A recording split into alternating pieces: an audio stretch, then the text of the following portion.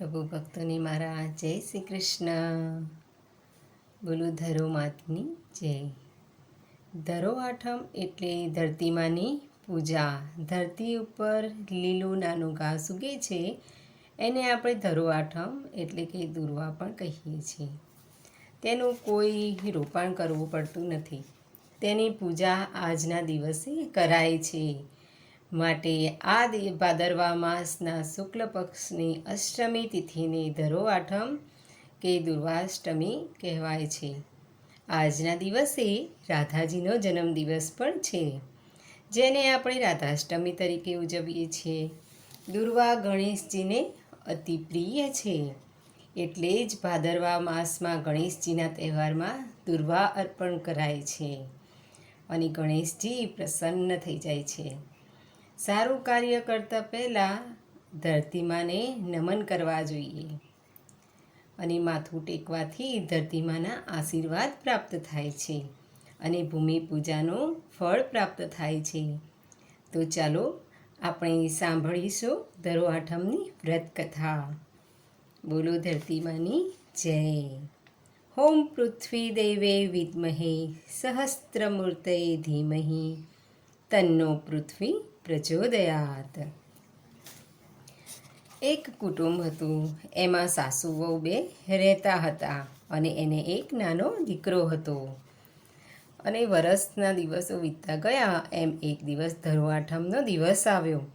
એટલે સાસુએ વહુને કહ્યું કે વહુ બેટા, ખેતરમાંથી ઘાસ લઈ આવો. વહુ કહે, બા, હું ધરો આઠમનું વ્રત કરું છું એટલે મારાથી ઘાસ લેવા ખેતરમાં જવાય નહીં. સાસુ કહે, કંઈ નહીં, તમે ઘાસ લેવા નહીં જાઓ તો હું જઈશ, અને ઢોરને ખવડાવવા માટે ઘાસ તો જોઈશે જ ને.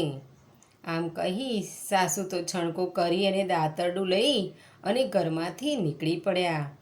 અને વહુને લાગ્યું કે સાસુ જાય અને હું ઘેર રહું એ તો ખરાબ કહેવાય.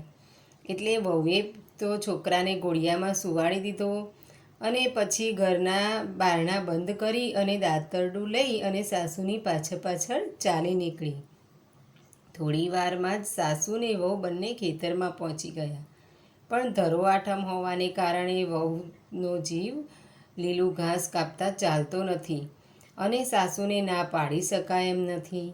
વહુ તો લીલું ઘાસ છોડતી જાય અને બીજું સૂકું ઘાસ વાળતી જાય. એમ કરતાં સાંજ પડી ગઈ અને સાસુ વહુને ઘાસના ભારા બાંધી અને માથે ચડાવી અને ઘેર આવવા નીકળ્યા.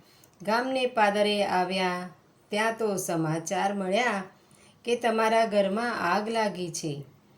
એટલે સાસુનો જીવ તો અધ્ધર ચડી ગયો અને એમણે તો ઘાસનો ભારો ફેંકી દીધો અને ઘર તરફ દોડવા લાગ્યા. અને નાની વહુ તો છોકરો ઘરમાં હતો એટલે ભગવાનને પ્રાર્થના કરવા લાગી અને ધરોમાને વિનંતી કરવા લાગી. સાસુ વહુ દોડતા ઘેર આવ્યા અને ઘેર આવીને જોયું તો આખું ઘર બળીને ભસ્મ થઈ ગયું. સાસુ તો પોક મૂકીને રડવા લાગી, આકડી બાકડી બની ગઈ. અને પછી જઈ અને વહુએ જોયું તો છોકરાના ઘોડિયા ઉપર ધરોમાં વીંટળી ગયેલા. છોકરાને એની આંચ પણ ના આવી. છોકરો તો ઘોડિયામાં હસે ને રમે. વહુને ધરો આઠમનું વ્રત ફળ્યું અને વહુના પ્રતાપે સાસુ પણ વિલાપ કરવાનો છોડી દઈ અને દીકરાને રમાડવા લાગી. પણ પોતાની મમતાને કારણે ઘર ખોયું.